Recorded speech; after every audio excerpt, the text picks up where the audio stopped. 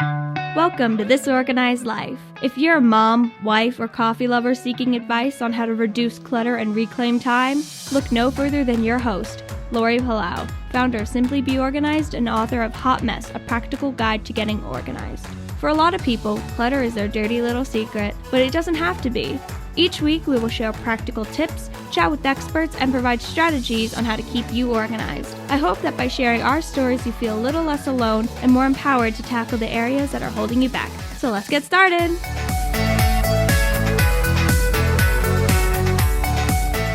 Hi, everybody, and welcome to today's episode of This Organized Life podcast. I am your host, Lori Palau. So happy that you are here with us. So if you are brand new to our show, I just want to remind you there's lots of different ways that you can connect up with us. The best way that I tell people is go to our website, which is simply the letter B like boy organized.com, because from there, that's like the hub for everything. So you can get all of our freebies there. You can select our Ask an Expert, which we're doing our Ask an Expert series, which is if you have an organizing question that you want, you can write in to us. And if you'd like to be on the air, we can. If not, we can read it. Also, if you're interested in any of our like coaching and mentoring, we've got all that information there. So that is the best place for you to connect up with us. And so we're so happy because we get new people each and every day. And it's only because of word of mouth. You guys are our marketing vessel, and we are so grateful to have your continued support. And I'm really thrilled for today's topic because I think it's something, as a matter of fact, I know it's something that is relevant to so many people. And it's something that we often don't think about until we're like in that situation.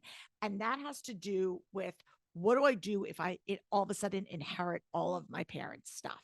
And I know we talk a lot about on the flip side for parents of like young kids about kind of going through your kids' artwork. We've just done a bunch of episodes about, the end of school and how we should, go through our kids' backpacks and not save every last thing.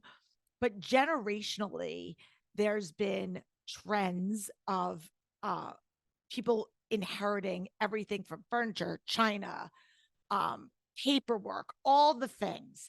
And it saddles adult children down on another level in addition to their own clutter and organization. And so we talk right now with a lot of people that are in that older Gen X or the baby boomers that are living that right now. Their parents are either passing away or they're downsizing or moving into like assisted living or nursing homes or whatever. And all of a sudden, the responsibility of all of that stuff, the physical stuff, falls on that adult child. And it isn't just the physical burdens that we're saddled with, but then it's that emotional baggage of what do I do with it? What is my obligation? And so I wanted to have a whole conversation about that. And so I was talking with a friend of mine, Melinda Rizzo, and Melinda is actually a reporter in the Philadelphia region and has interviewed me for a couple of different interviews for different topics. And we got on this like side tangent all about this. And I said, you know what? I've been wanting to do an episode about this. Let's table this conversation and have it on the show. And so Melinda comes with real life experience from both ends. She's, lived this herself and has struggled with how do I not repeat these same patterns with my own grown kids? Because I think what we want to do is learn from it on both sides. So without further ado, let me welcome my friend Melinda to the show. Welcome, Melinda. Good morning, Lori, and thanks so much for having me. I really appreciate it. Yeah, no, I'm excited as well because again, this is something that is real and it's something that we don't always talk about, and then people get saddled with this and are just in the state of paralysis of knowing what to do. But before we get into like the nuts and bolts of the topic, can you just tell our listeners high level a little bit about you and kind of your story? Sure. So been I've been living in Bucks County. I'm not a native, although this year I'll be here 45 years. So I consider myself, I'm allowed to say I'm a Bucks County, and I've been working in the publishing industry for 37 years. The last 26 years, I've been an independent writer and freelance journalist and reporter. So we, my husband and I have had to deal with parents' stuff. And that's really, I guess, one of the things that when we were talking and that came up, it's, if you're having a question, you can bet other people are going to have the same question. If you're having an issue, other people are going to have the same issue that you're having. So I'm thrilled to be able to share my experience and some suggestions and tips with folks about how to kind of manage this. And it is absolutely, it's big. It's a lot. Yeah. Now you're a baby boomer. You're of the baby boomer generation. I'm at the end of And the boom. you're Yep, at the end of the 1961. right. So you're tail end boomer, and I'm a Gen Xer, but and so we've talked a lot on our show, and I think it would actually probably be helpful again for us to do another show about it, just to kind of remind people about the messaging of stuff for different generations and people that came out of the Depression era, which were your parents. Yes. Saved everything because there was this mentality of scarcity of Absolutely. we didn't know when our stuff was coming, and we have and fear. Fear. And that's what we're talking about, where people would hold on to old screws and nails because going, I don't know when I'm going to need it again. I mean, we're talking about a complete mental shift of how transient we are today, where we'll just replace it. We'll just call Amazon. We'll just order it. We'll just do this. And it was such a different mentality. So generationally, there was a different level of responsibility with things. And Absolutely. passing down family heirlooms and what that looked like, whether it was, this is grandma's china, or this was my mother's dining room set or bedroom set. Like, I remember my parents going, oh yes, I inherited this from my parent, my grandparents. And so that was just culturally the norm that I'm sure you grew up with. And I'm wondering if you could just kind of speak to what that kind of unspoken obligation felt like to you. Absolutely. And you nailed it, Lori. I mean, my parents were born, if you can believe this, in 1918. They had me late in life. They lived the Great Depression from 1929 to 39. And my father was one of 10. So it was absolutely everything that you had. When you had one suit of clothes to wear during the week and a Sunday outfit to wear, everything was precious to you, right? And so you asked about what that unspoken message about stuff was basically passed down. It's that this stuff is important to me, it's precious, and guess what? Now you're the steward of it, whether you like it or not. And that's where I think the cycle has to break, because my dad's family especially, they didn't have a lot. So everything that they had, everything they earned, everything they gained or gathered had this outsized proportion of value to it. Mm-hmm. Yeah. I love that.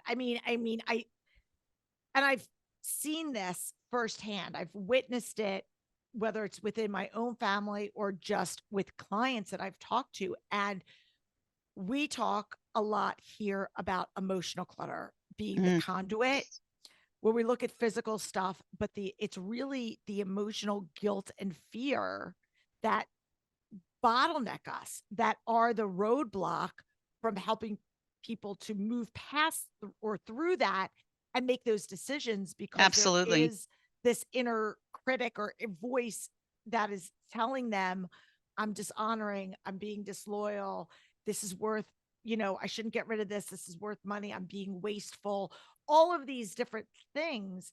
And how have you gotten through that? I'm just curious to know your perspective. Like, sure, people are sitting there going, oh my gosh, you're speaking my language. Right. Like, this is me. I'm dealing with this right now, right? For someone that might be hearing this and saying that this is mirroring what they're experiencing. I think that there's a lot of pieces here. So the impact of what stuff does to us emotionally, physically, and logically, those were three categories that you and I sort of talked about. So I'm going to take the easy one first, which is the physical clutter. And when you're adding, let's say you've helped your mom, let's say dad's passed and you're helping your mom clean out the house because she's moving to a smaller place. Maybe she's moving in with you. So suddenly you have to find space for these things. So there's a physical, is it the one of the laws of physics says that, two things cannot occupy the same place at the same time. So, you have to adjust. So there's the physical piece. There's the logical piece. It's like maybe mom had a kitchen appliance and she's kept the box, but for some reason the appliance is long gone and she's still got the empty box. Like, why do you need the empty box? I don't know. I don't know. I don't understand that. I use boxes because my father, bless his heart, he would keep boxes that were shot. They were completely unusable. But the response would be, maybe I'll need that some. Well, Dad, need it for what? How are you going to use it? So getting back to the emotional piece, which is the hardest, agreed? Oh, absolutely. That Absolutely. attachment. For Yes. sure. And I think that's part of it is, there's lots of ways to look at this. If there's and I'm not encouraging people to get rid of things that are meaningful to them, that they use, that have value. I think that's really important to do. I'm not suggesting, hey, you've got a closet full of grandma's quilts and they're gorgeous. Keep them. Gift them to your kids, your nieces and nephews. Keep them in the family. Love them. Use them. I'm not the kind of person that keeps things in the cupboard and doesn't take them down and use them. That doesn't make sense to me.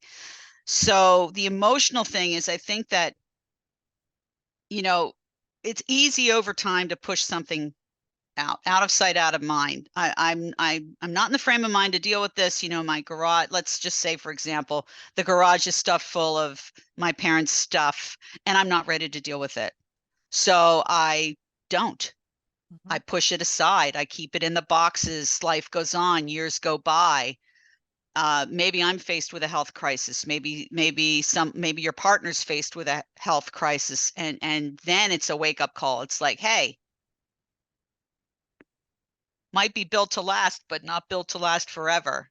So when you start to face those mortality questions, I think that's when it spurs a lot of people. Again, if they're not in denial. So the first thing I would say is you can't be in denial. You got to find a way to shake that off. I think sometimes it's important to sort of just sit and think, what do I want my life and my living spaces to look like? How do I want, to enjoy my home and my property? And what does that mean for me? Well, if it's all junked up with a lot of stuff you want, let's be honest. Maybe you don't want grandma's dining room suite. Maybe you don't want, Aunt Matilda's lamps. Maybe they're hideous and you have them because you couldn't say no. But, Aunt Tilly's long gone.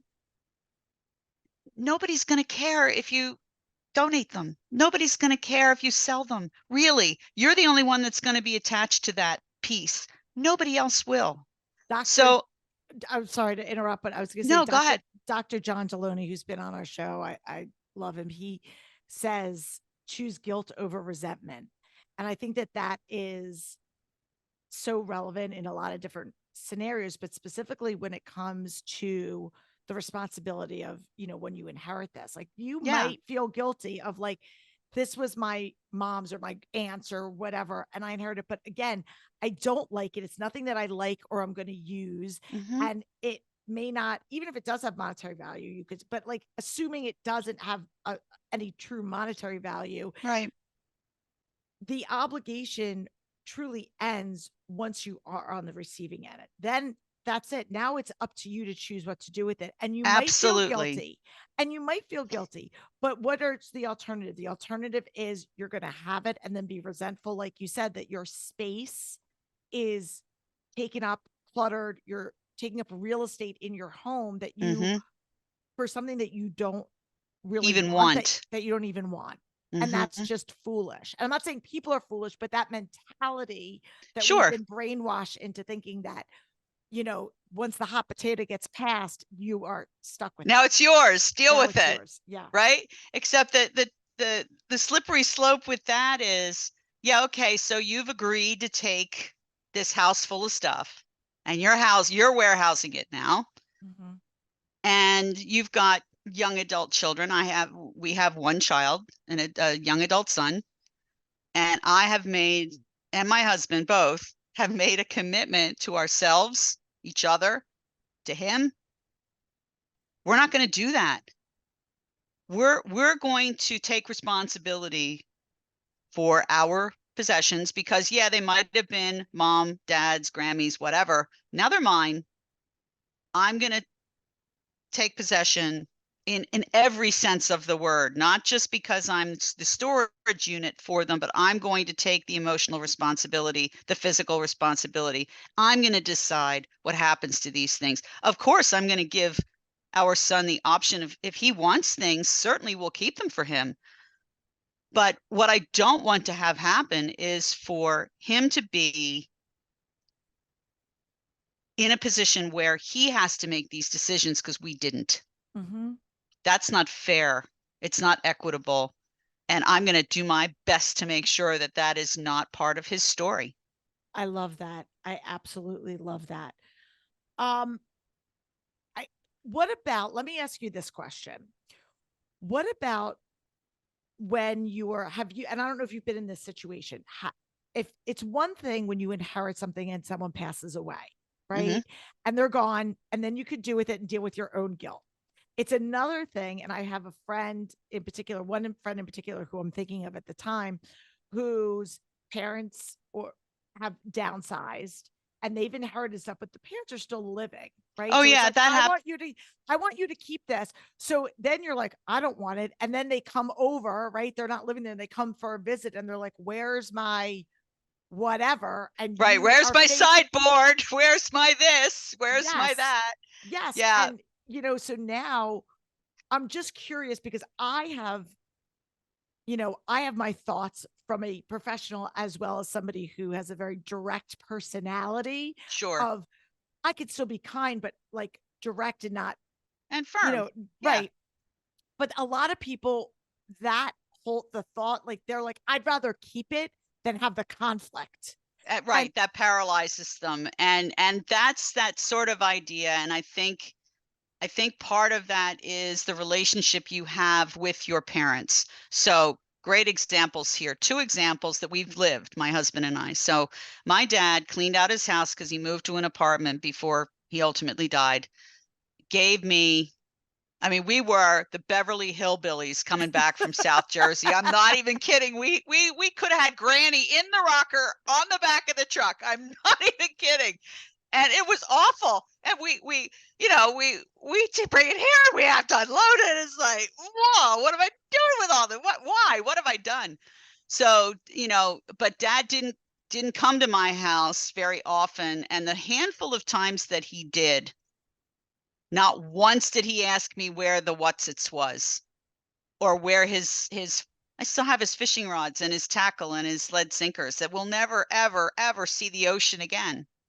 So I'm in the process of doing some of those things. I've done some of it. It's a process. It's not something that happens overnight.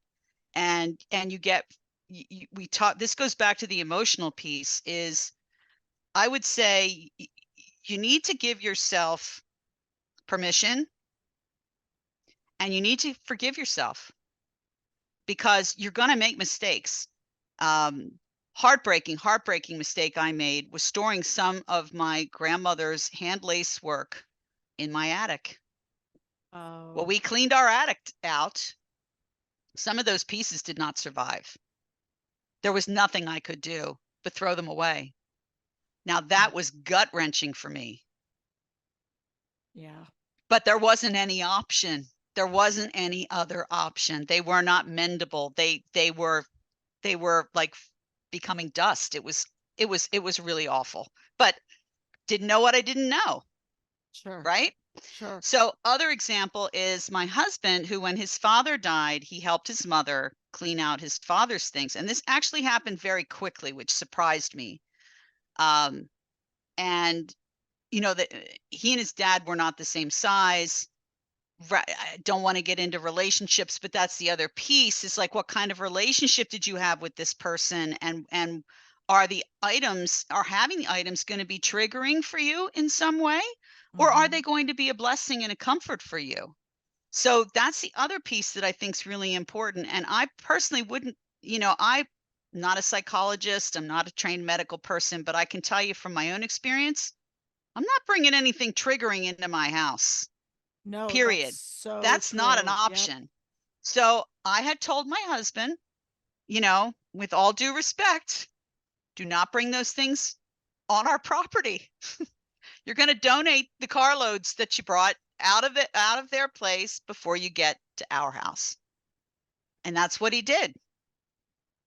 They I went in donation boxes. and I think we have to give ourselves, and I love what you said. I think we really just need to give ourselves grace and understand that there is an emotional component that Oh yeah, goes to this. it's It huge. is not just a math issue. It is not just a volume issue. Mm-mm. There are, again, you're bringing up good and or bad emotions, Absolutely. and giving yourself, you don't, not expecting this to all of a sudden be gone with a drop of a hat, and knowing that it's okay. And probably for some people, everyone's going to be different. Some Yes. people want to go through it themselves and really take that time. Other people really want and need having an accountability partner to talk that through, to kind of give them that, and I always air quote, permission, that Yes, it's absolutely. okay to absolve them of that. And whether that person is a friend, whether it's a family member, whether it's a A professional, professional. Yep. having that person come in and help you navigate that, because a lot of the stuff is going to bring up emotion, good or bad. And I Mm-hmm. just want to talk about, go back and highlight like the story that you shared about your grandmother's lace. Is we need to be able to give ourselves that, we need to be able to free ourselves from like that.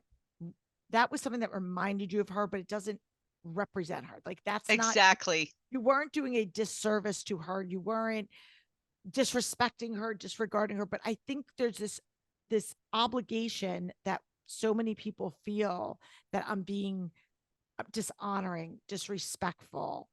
And it's a hard thing for you, because you hear the words, and we talk about the difference between facts and feelings all the Mm-hmm. time. Mm-hmm. And a lot of times our emotions, especially when it comes to stuff of parents that are aging or have since passed away, these are very sensitive topics. And so there is this weight that comes with it, that is makes it a lot harder to discern than saying, I'm going to declutter my pantry. Right. They're absolutely two different things. Unless your pantry's loaded with your mom or grandma's stuff, then that becomes a double kind of whammy, right? But absolutely, I feel that, there may be some things. I think what's important and how it's worked for us, as I mentioned, my attic is empty and I couldn't be happier. I couldn't be happier about that. And there's still things that we need to go through that are not in the attic now that I can get to. There's some decisions about things I've made. There's some things there's some things of mine of early in our marriage. I have this beautiful china that I collected piece setting by setting, but it's got the silver rim on it and the pattern's a little dated. It's vintage, it's from 79, 80, 81, but my kid's never going to use it. And Mm-hmm. and we don't use it. I haven't used it in decades. So I want to find a real, if I can sell it, I'm going to sell it. If I can't, I'm going to donate it. And I think that's the other piece is, it's important to stage those steps. So if there's things that you really want to try to sell, absolutely.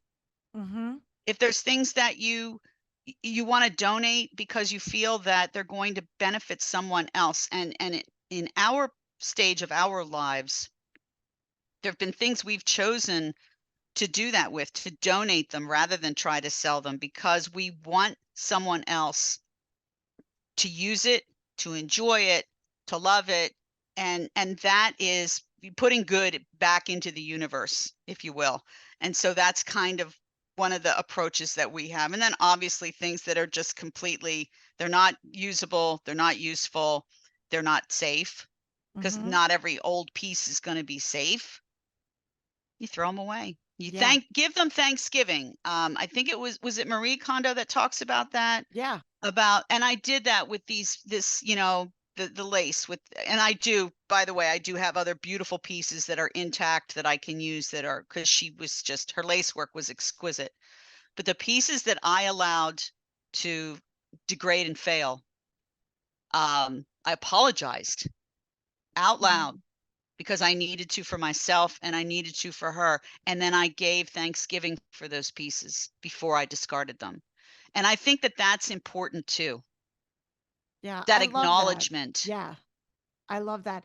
And I think you hit on a really important topic, which is nobody wants to be able to feel like if these memories represent something about that person, even though they're Mm-hmm. not, the thought of just discarding it makes it very, it gives an ick feeling of like, I'm just discarding this. And this is representative of this person's love or hobby. Like I had somebody who's had this great tool collection and then their children were not interested in any of that. And Mm-hmm. so it's like, but this memory was so much of my, grandfather tinkering around in the car, in the garage with this, that, but it doesn't have the same responsibility. So being able to donate whatever you can to somebody else, whether it's an organization, whether it's a Yep. school, whether it's a, whatever it is.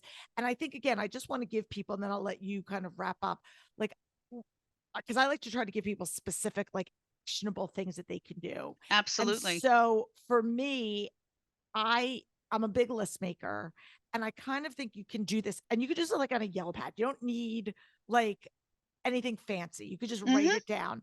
Mm-hmm. Um, or you could make a spreadsheet if you like, because I'm a spreadsheet junkie too. You have sell, donate to like donate. And by donating, I'm meaning like to a charity, an organization, like a third Yes. party. And then Yes. it's give, like, and by give, and I'm just using this terminology, I'm like giving to somebody that, like I'm going to give Sure. this to my niece, I'm going to give that. And then of course the fourth pile in this case would be stuff that is either unsafe, unusual, and that would be, trash or Your recycle. discard. Yep. Yep. If you are unsure, there are so many people, because I think, again, a lot of people are like, is this worth something? I don't know. I have this collection of fill in the blank. I don't know if it is. So going and Googling in your area who's an expert in baseball cards, in tools, in whatever the fill in the blank is, Yep. China, and Antique say toys. antique toys. And they might say, yeah, this is worth something. Or they might say, you know what? It really isn't. And then you can have that piece of knowing you did your due diligence and then Right. decide your what now.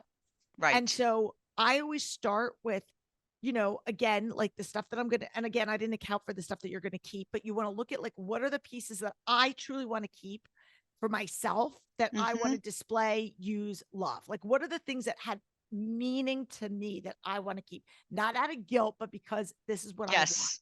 And So, that's the resonance piece. That's what's important. yeah. And so keep doing that first.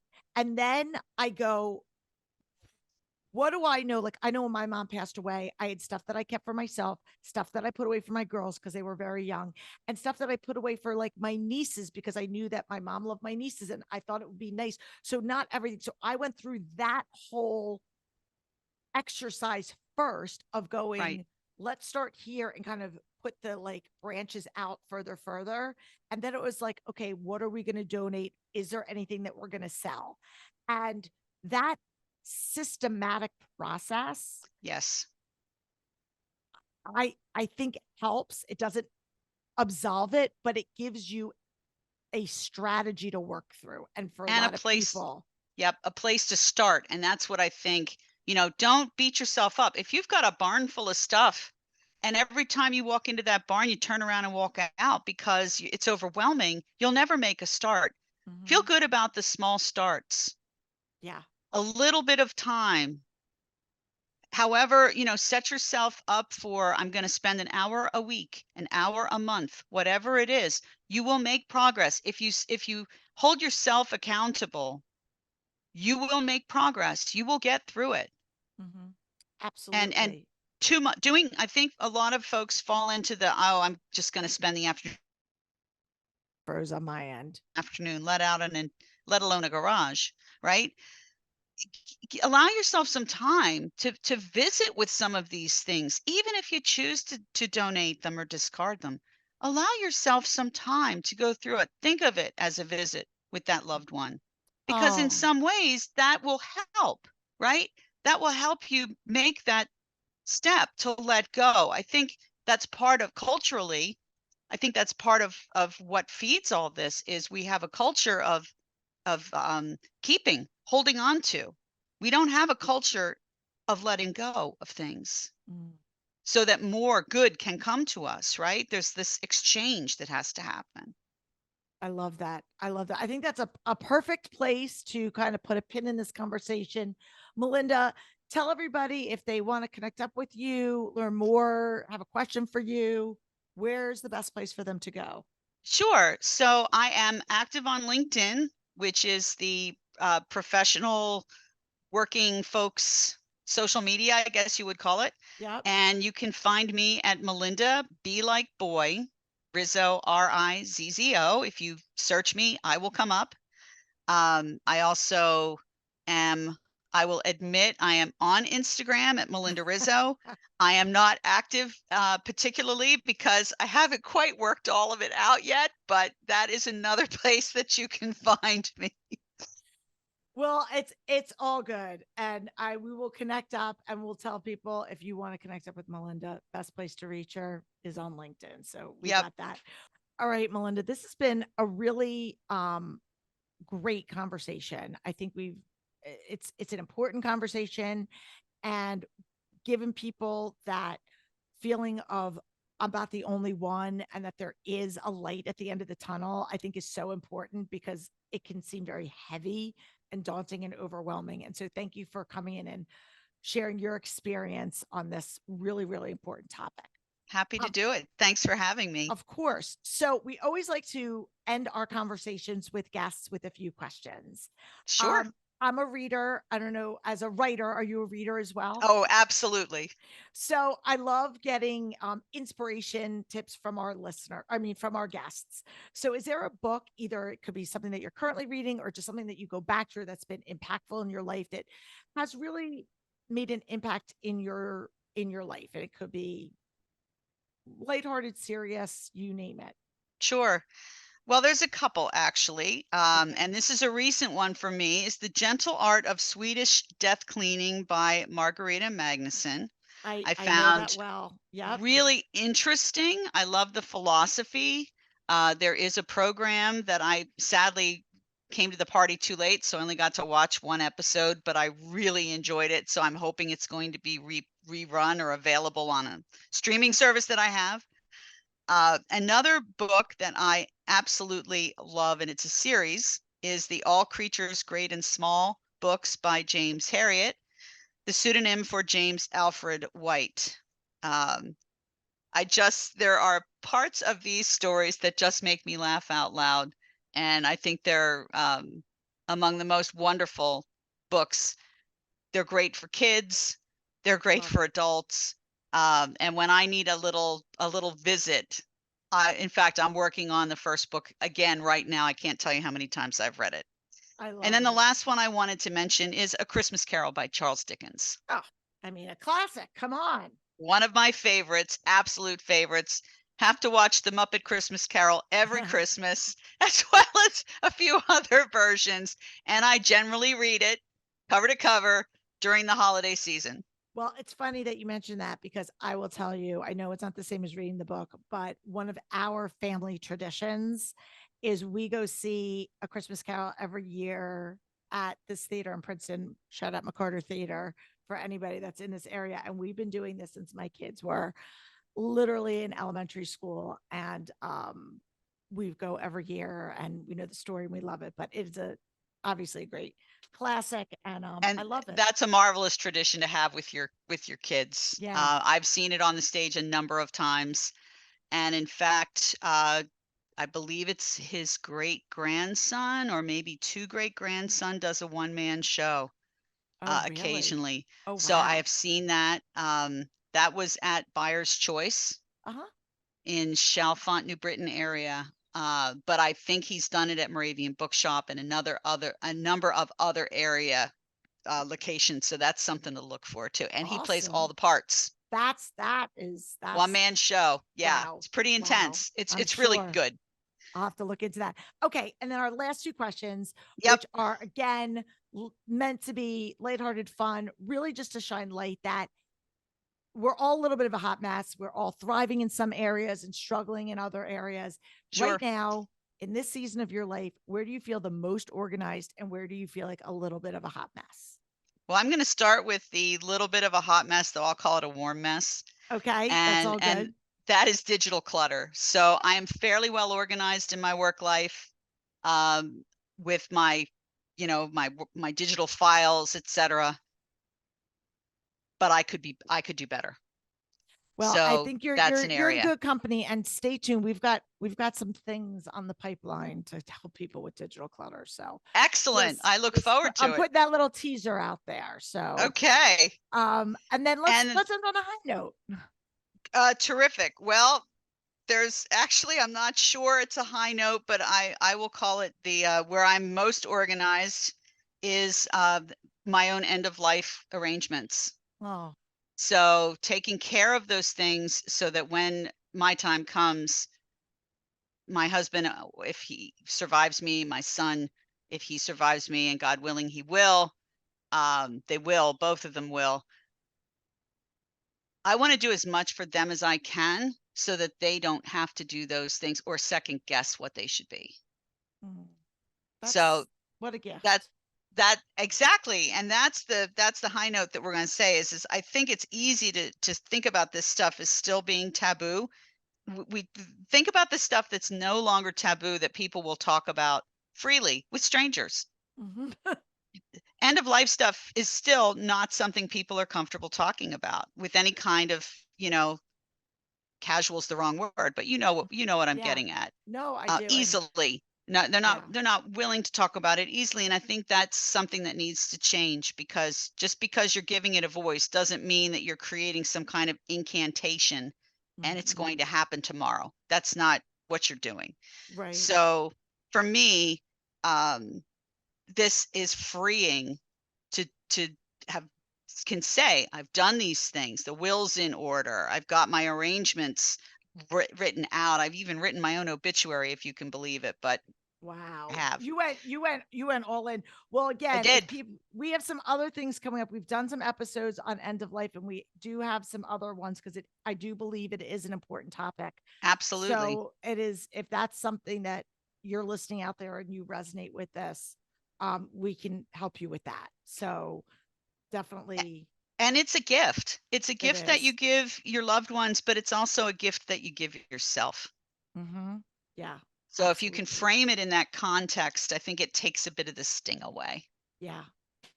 Well, Melinda, hopefully we're not going to have to worry about that for a long, long time. Yes. But thank you so much again for coming on and talking about this really important topic. If this is a episode that resonated with you, or you know somebody that could benefit, please just click that share button, send it to them, because I really think the more people that we can help shed light on all of these topics, the better off we will all be. So absolutely. Thank you so much for tuning in and for listening each and every week. Until next week, I'm Lori Palau.